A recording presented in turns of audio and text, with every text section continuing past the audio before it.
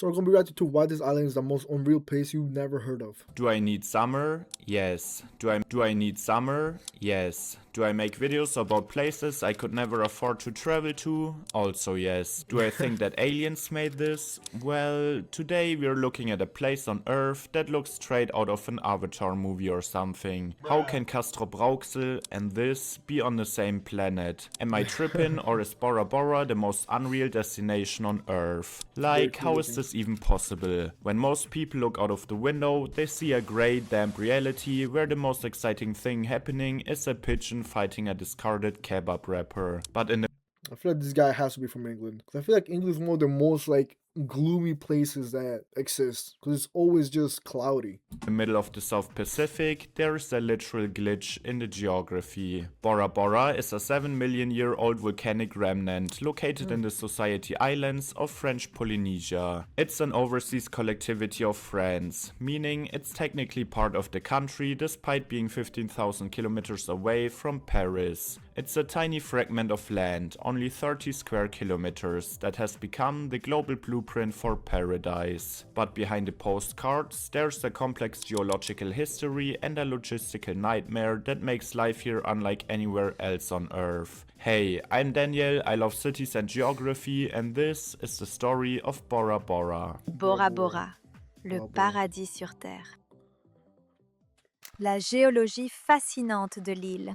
To understand why Bora Bora Okay, looks hold on. like a neon blue halo from space, you have to realize that the island is technically dying. And now it gets Dying? complicated, but bear with me, that part is also super interesting. Bora Bora is basically a volcanic island caught in a very specific, fleeting stage of its life cycle. Approximately 7 million years ago, a massive volcano erupted from a hotspot in the ocean floor, punching through the Pacific plate to create a mountain that once towered thousands of meters above sea level. But islands are heavy, and the Earth's crust is surprisingly flexible. As the tectonic plate moved away from the volcanic hotspot, the island began to cool and sink under its own weight, a process called subsidence. While the central peak, Mount Otomanu, slowly descended, a secondary force was working in the opposite direction: coral. Where's Nemo? Tropical polyps began building a massive reef around the island's edges, growing upward toward the sunlight as the mountain beneath them sank. This created the lagoon, a shallow protected basin trapped between the sinking volcanic core and the rising barrier reef. The reason the water is that surreal glowing turquoise is simply physics. The white coral sand on the lagoon floor reflects sunlight through shallow, crystal clear water that is shielded from the dark, rougher currents of the open ocean. Eventually, in a few million years, the mountain will vanish completely, leaving nothing behind but a circular ring of coral sand known as an atoll. It's essentially a geological race against time. So, if you're planning a trip, you have about 2 million years to save up before the mountain becomes a shipwreck hazard.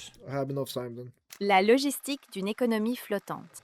To keep Bora Bora looking like an untouched dream, the island has to function perfectly, like a Swiss watch. Since the main island is a jagged volcanic rock with almost no flat land, the infrastructure is scattered across the lagoon like a puzzle. This begins the moment you arrive. The airport, Motu-Mute, is located on a separate sand islet on the outer reef, a legacy of a US Navy landing strip from 1943. That's why you can also find a lot of old cannons all around the island. It has actually quite an interesting history, but that's too much to cover in that video. Because it's isolated by water, there's no such thing as a car park or Uber driver to pick you up.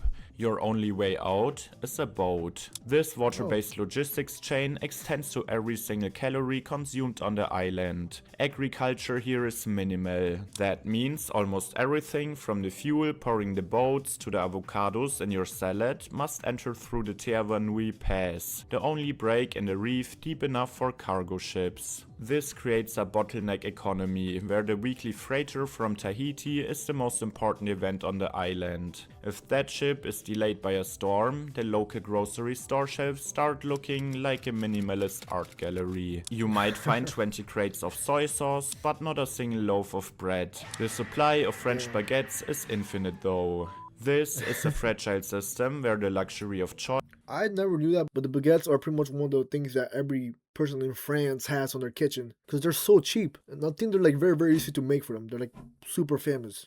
And it makes sense. Well, I didn't know this, but apparently Bora Bora belongs to France, so I think that's cool. Price is entirely dependent on the shipping timetable. Then there's also the invisible problem, the aftermath of consumption. On a small island, trash doesn't just go away. To protect the lagoon's hypersensitive ecosystem, Bora Bora manages waste through a structured municipal system that includes door-to-door collection, green waste composting, and technical burying centers to minimize environmental impact. A CET is basically a high-tech engineered landfill designed specifically to prevent any toxins from leaking into the lagoon or the groundwater. But most of the waste is loaded onto ships to be shipped hundreds of miles back to Tahiti or New Zealand for recycling, like aluminium, glass, and even toxic waste like batteries. Okay, but who pays for that? Also, how much people live in Bora Bora? Because I thought that was just like a island that you go on for vacation. That was it. But apparently there's like a good amount of people that live there. Then there is the water. With only a few limited freshwater springs and wells, the island relies on desalination plants and specialized vacuum sewage systems to ensure the wastewater enters the turquoise water after it's 100% clean again. It's a relentless invisible cycle of maintenance. Paradise only stays pristine if you're incredibly good at hiding the plumbing. And when your entire world is smaller than a city park, you have to be a master of disappearing the real world. La réalité de la vie insulaire. Beyond the turquoise horizon of the resorts, 10,000 people live in the shadow of Mount Otomanu. For the residents of people. Waitape, the island's main village, life involves a balance between Polynesian tradition and the demands of a global service economy. A tourist might spend more on a bottle of champagne than a local earns in a week. Yet the two worlds are tethered to the same small patch of land. The financial reality is clear. Because basic necessities travel 15,000 kilometers from mainland France, the cost of living is roughly 40% higher than in Europe. Self-sufficiency is therefore a practical requirement. Many families harvest and weave pandanus palm leaves to thatch the roofs of the bungalows on the outer reefs. The local population provides the labor and craft that maintain the resort infrastructure, while living in a completely different financial reality on the main island. Cultural history remains the backbone of the community. Every July, the island holds the Heiva Festival, featuring competitions like stone lifting, stick throwing, and traditional dances. This land has a specific warrior history and a Tahitian language, both of which existed centuries before the first hotel was built, and these two worlds make this little island in the Pacific so unique. So you're telling me there was people there hundreds of years before the first hotels were built. How did they get there? I'm very interested in what's the history behind this one. No, there had to be like a big boat that just arrived, but from where? No, because they said that they were natives. Where did those natives come from?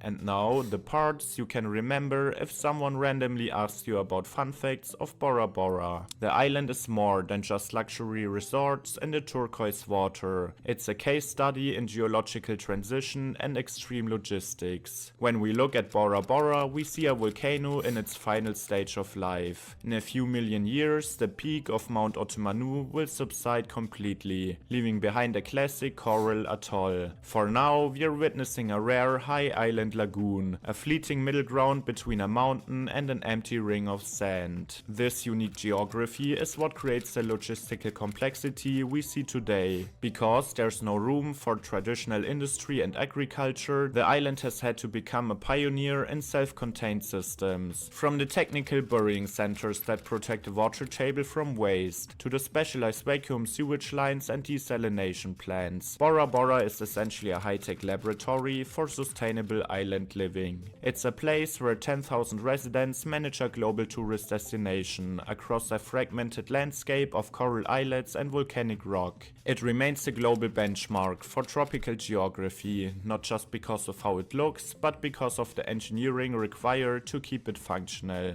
If you enjoyed this little video about I wonder how much it costs to live like year round in there.